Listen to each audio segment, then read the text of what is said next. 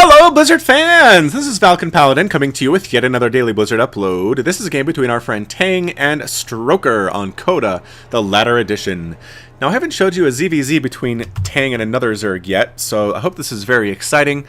In the top left, we have the red Zerg Stroker, with the Mortal Kombat logo hovering above his hatchery, which is appropriate, considering Mortal Kombat, is it X? I forget what it's called, but it did come out recently, and so people are excited to see a new Mortal Kombat game, the first in a few years, and it looks like it's actually pretty good. A lot of pretty nasty fatalities there, and it's something for teenage boys everywhere to be very excited about. So, a good look, have fun. It looks like Stroker just recently played Tang. He said, again, huh?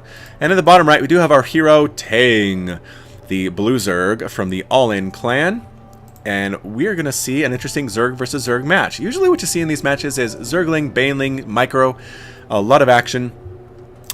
Just whoever messes up first, whoever loses a ton of Zerglings, 2 Banelings, ends up losing the game. Or else we see a lot of roach battles. Swarm hosts is also something you would see in earlier patches, but I think with this later patch, Swarm hosts are kind of out of favor in the Zerg versus Zerg matchup, as well as most other matchups. So we will see what these players do. No crazy cheese, though. Nobody's going 6 pool. Nobody's going 10 pool or 8 pool. It looks like we're going to go a standard, probably a 14 pool. 15 hatch is just so risky in Zerg versus Zerg. As Stroker says, he just played Winter, which is apparently very funny. And yeah, drone comes popping on out to make a spawning pool. And oh my goodness, are we going to make a hatchery here? Patrolling back and forth. There is enough money. Okay, so Stroker is feeling very powerful indeed. Feeling very confident, throwing down that 15 hatch in response to the 14 pool. So if Winter, they're just talking about Winter here. If Tang cannot damage this and can't get in there and take down this hatchery or eventually kill his opponent early, he's going to be in a lot of trouble because the economic advantage is going to go to Stroker.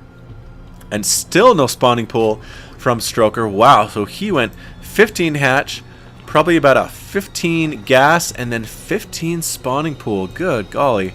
That is a late spawning pool at almost the 3-minute mark. The hatchery now going down for Tang as well, scouting overlords. It's a good thing to use your overlords to scout and ZVZ because there's nothing early that can kill them from the ground or even from the air. So if you kind of put those up along the pathways, you can put it up into your opponent's natural, check for the presence of a hatchery, like Tang just did there. I guess in a previous game, Stroker's laptop died, so it kicked him. That's unfortunate.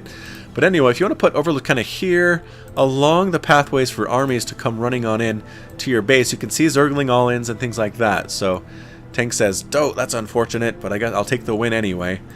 So he moves on up, and what does he have right now? A couple Zerglings, 2 Zerglings, 16 workers to 18 for his opponent. He's just scouting, see if he can pick anything off here. 2 Zerglings is probably enough to actually kill a couple workers if he can get in there. They were scouted although by the overlords. It's a matter of whether Stroker saw them or not. So here they come on in. Looks like they just might be scouting. I don't know if they want to actually kill any workers as I set to follow the debris. That's very funny. Speed now coming up. Actually, speed coming up for Stroker before it comes up for our friend Tang. So scouts on out. Doesn't see a Baneling Nest. Doesn't see a Roach Warren. Just kind of in a patrol pattern here. Trying to see what comes out. He doesn't want to try to kill any workers, which is interesting. And okay, now he's going to fight these Zerglings, but now try to run away, get through those mineral lines, and just get the scouting in. Might get trapped. No, manages to get out of there. More Zerglings coming out. A lot of Zerglings actually for Stroker. He has what now? 8 Zerglings out, which is a bit much if you're not planning on being aggressive with them, and it looks like he is. So he's got the speed. He has 8 Zerglings. He's going to run out with Mischief on his mind. What's in defense here? 2 Spine Crawlers for Tang. He probably recognizes this is something of a Baneling attack just because there is no Roach Warren yet. There's not a Baneling Nest either, though. I don't actually know what Stroker is up to. I mean, these Zerglings are good, but there are Queens blocking the ramp. These Spine Crawlers are going to be up momentarily, and I don't see what damage these Zerglings can do whatsoever. Yeah, Spines up, get out of there, Zerglings, and they do. They smartly retreat. There's just nothing to do here. Trying to take down this Overlord. 2 Queens killing it, even off creep, I think might be enough to take that down. It's very slow going, but Overlords are slow as well, and yes, gets the Overlord. Good pickup. Supply blocking his opponent, actually. Trying to snipe down the Queens or all these Zerglings, but no, the Spine Crawler can reach over there to defend.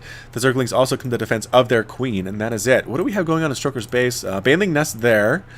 And, oh, actually, big swell of Zerglings coming in. Does actually manage to pick down that Spine Crawler. 2 Spines poking at everything.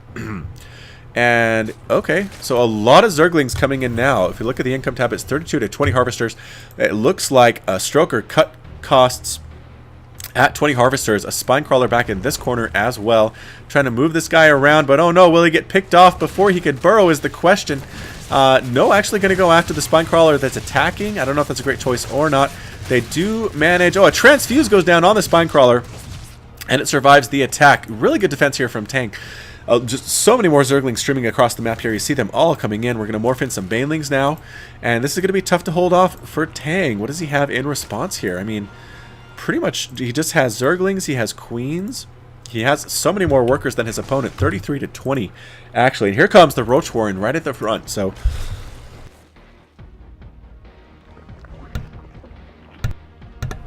excuse me to cough there. Banelings come running on in.